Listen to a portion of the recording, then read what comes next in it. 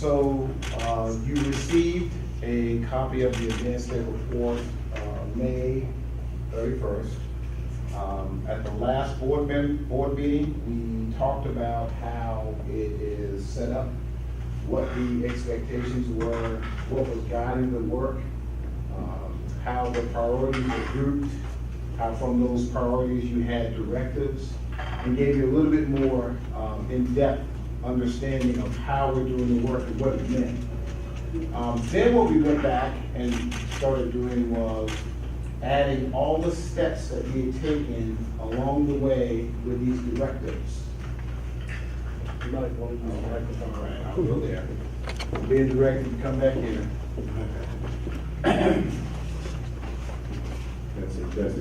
Testing. How far can I go? This way? All right. Okay. So we went back and we started adding the steps that we were addressing under the directives. So if you would, Tom, if you would just scroll that up just a little bit, I wanted to point out that under priority 1, it says review, revise, and comply with all board policies, state laws, and directives. And so what that basically means is as laws change, as policies are amended and updated, we are working to do what we need to do to get those things in place, especially for the school year. So let's look at Directive 2, where it says collaborate with state intervention teams. Now there you go. MPS superintendent, MPS district level staff to develop document of policy review, revision, and adoption schedule and timeline in compliance with the board policy. So one of the things that we're doing is every time that we complete one of these steps, we add it as a bullet point under these directives. When you see these directives adding bullets as we go, that does not mean that it's completed.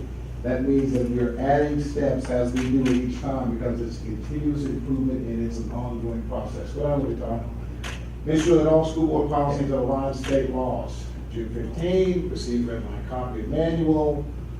Ms. Pitts is in HR and chief of staff. Dr. Moore in receipt of early red line drafts. They will start working those, submitting those. You'll start seeing those on board agendas and work sessions. All right. Identify and document the structure of the policy committee and policy coordinator policy review. August 10th, 2018. Dr. Moore Kim Pitts to establish policy review council. Who will that be made up of? There'll be principals, and there'll be some parents, and there'll be some other folks you just can't mention. Community folks. And so there are several people that will make up that council. So we're putting the plans in place to start rolling that out. Slide down, Tom. Let's look at priority 2. All right. This, we won't go into a bunch of detail on because Dr. Moore's going to mention this in just a little bit. Develop, document, implement, and adhere to the code of ethics policy, which defines specific roles and responsibilities for members of the school board. All right. We had conversations initially early with ADSB. For example, one of the things that you guys did back in May was a self-assessment. All right, well, there's some things that the directives pointed out that you needed to do. So let's look at some of these things that we had in place. July 10th, received communication. It's the AASB staff regarding day-long for retreat. And on August or September, okay? What are we going to talk about? We're going to talk about operating procedures and agreements. We're going to talk about team building, all right? Superintendent board prioritizing MPS needs. One of the things that you guys discussed early on was you wanted more information about achievement data. So as we're doing these work sessions and these board trainings, we can take the people that touch that data, right, and we can supply you with not just an example of how you do that, but with actual MPS data. And this is relevant and timely because this is a time of the year where we're taking our data back from last year. And we're doing what we do with it, we're analyzing it and disaggregating it and making our plans for what we're going to do with our instructional program and how we're going to use that data to make real decisions in the classrooms in the schools right now.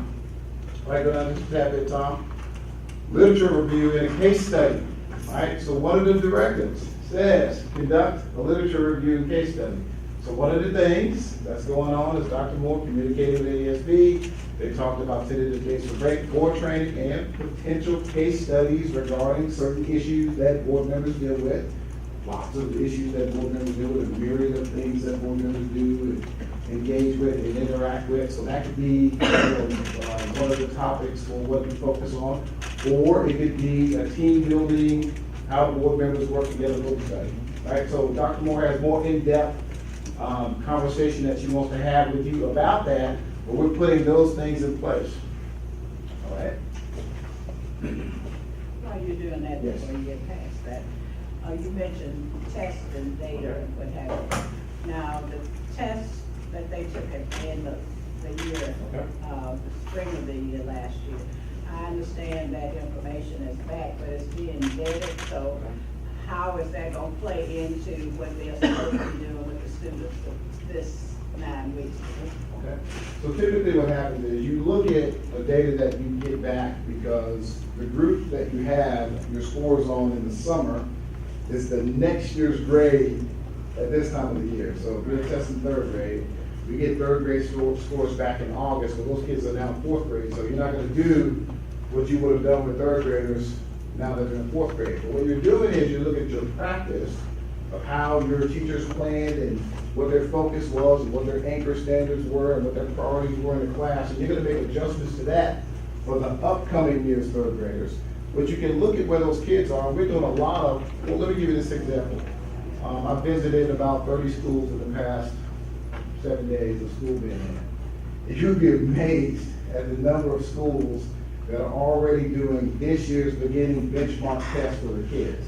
So even though that data came back in the summer, teachers and principals don't rely solely on that data to determine how they're gonna handle their kids this year.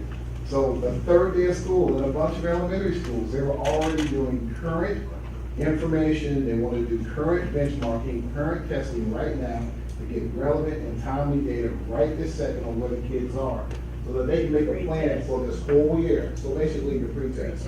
But with a lot of the materials that we use and the resources that we use, that pre-testing that they're doing can unfold a whole bunch of resources and materials for them. So if it's one of the online modules and you take that pre-test, it actually will break out a bunch of sections of activities and things for them to do.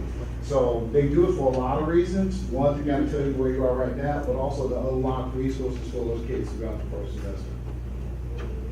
Does that make sense? Yeah, I'm a counselor. Yes, ma'am. All right. All right, Tom, we are on,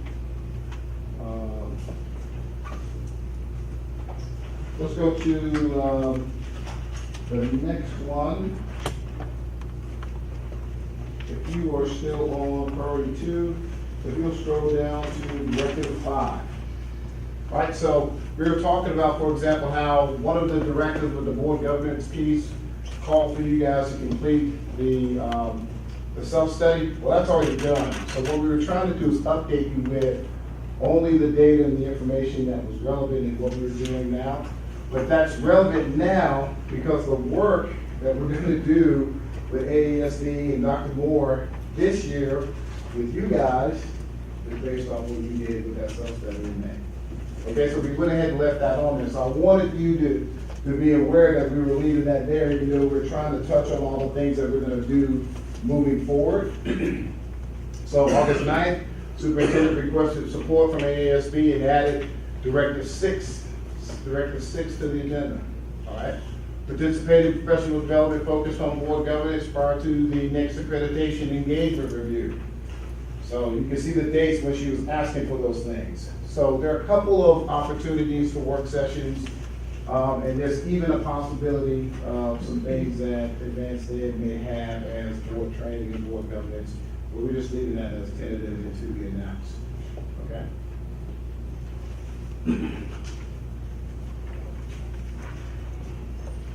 Now we can go to priority 3. So I'm going to go a little bit more detail than this one, and then they said be brief, so I'll close it down after this and then open it for any questions that you may have, board members. So priority 3 is one of the groups, the committee groups, priority committee groups that I serve on. Debbie Cook is a co-chair, Tom is the chair, and so what we've been doing and what we were charged with as our directors was reevaluate the effectiveness of the org chart.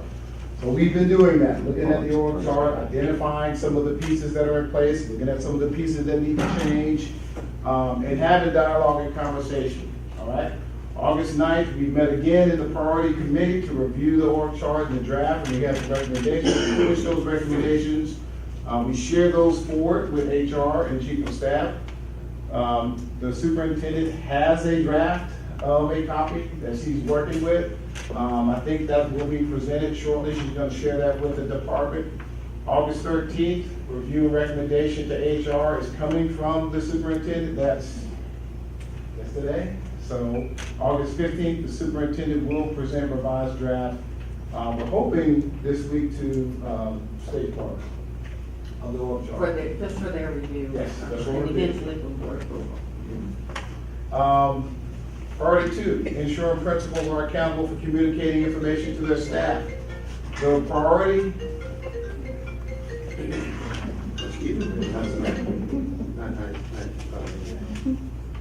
So priority 3 committee has the responsibility of ensuring accountability with the principals of the communication of all the things that we're doing as we move it throughout AdvancEd. We are meeting after our principals council tomorrow. We're going to talk, all of our committee groups are going to meet. We're going to talk about some of the work that's been going on. We're talking about, just as an activity or part of our strategy, we're sharing how we're encouraging the use and the pushing out of social media. I don't know if you've noticed that. I don't know if you've noticed an increased activity with our schools and what they're doing with social media. Several people have made comments about it and said that they were impressed with how principals were sharing the information of what's going on in their schools. July 30th, we created a schedule for the principal meetings, and so what's going to happen is all the things that we talked about in our executive council, which will go down to the departmental meetings. They'll leave from the departmental meetings and go to the leadership council. From the leadership council, the principals will take it back to their school faculty meetings. From those faculty meetings, they'll meet with their A-team. That's what they're calling their teams from this transformational principal workshop we've been doing. That school leadership team is called an A-team. Those A-teams will receive that information. They'll talk to the department heads or the grade level heads. Those teachers will get feedback back up the chain to the A-team. It'll go back to the principal. The principals can share it in the council. The council can share it back to the department head meeting. And then it makes its way back up to the executive table. So the communication is going back and forth, up and down the line throughout the organization. And that's one of the things that AdvancEd called for, was more transparency in how we were doing that. So we've established that flow chart and know how all of that works. So we're going to be clarifying and reiterating that tomorrow after our council meeting with all of our principals. One of the other things they asked for was routine, regular meetings designed to strengthen that communication. So there are tons of things. Tom, we'll go through these real quick. We do weekly reports. We do monthly leadership council meetings. We have a flow chart now that shows how the principals are going to be meeting and take that information back. We have a plan that we're going to share with them tomorrow to make sure that they're doing that. And then as part of the committee groups, each one of those priority group leaders will meet and show up and attend their principal meetings just to make sure that they're communicating like they should. This is not an I gotcha, just to be there as support to ensure that accountability that they're asking for. All right, provide accurate information in a timely manner. Okay? Well, there's a communication plan that's in place, it's been in place. We're going to make sure that it gets in the hands of the right people. We do daily NPS communication. The staff sends positive information back and forth via social media. First of each month, the superintendent does an article for the Parents Magazine. All right, we have the Parent Info NPS site. We're going to upload this presentation to that. The July 29th, we had the Back to School Guide. Lots of people love that. 30,000 copies went out through the advertiser. Principals are required to increase their social media presence. We're asking every principal to do their part in helping tell their story, right? Like they wanted to be told. You do it faster than anybody else. You can do it more frequently than anybody else. So we're asking that they're doing minimum, on average, some type of connection and retweeting, reposting, Facebook posting. We're trying to hit minimum 10 posts per week, right? We're going to develop and implement effective strategies and a process to collaborate with the local municipalities. We started meeting with the chamber early. Go up, Tom. Even yesterday, I think, You go down August 13th, superintendent met with the mayor, the chamber, and the county commission, provide their intervention update. You look at those times throughout there, we're doing things all the time, working with, partnering with. I know the chamber, we had a great meeting last week where we talked about economic opportunities in STEM as it relates to the Air Force Base. So just tons of great things going on and how we're touching and connecting with the community. Lastly, review and update board policies concerning communication. We've identified those policies. We started marking through those policies. We're sharing it with HR and the chief of staff. That's going back to that addition with the red line. We're gonna put that into the section that will be presented in the next work sessions to come. And we've already dropped off our first copy of our revised additions to them. And so we'll be ready to present those in the work sessions soon. And so I want to kind of end that today for my brief presentation, but we'll have copies, we'll have it uploaded, and we'll have some to share. Questions, Mr. Chairman? Thank you for that. Wonderful update. It was great. You said we were gonna get hard copies. Yes, appreciate it. All right, thank you.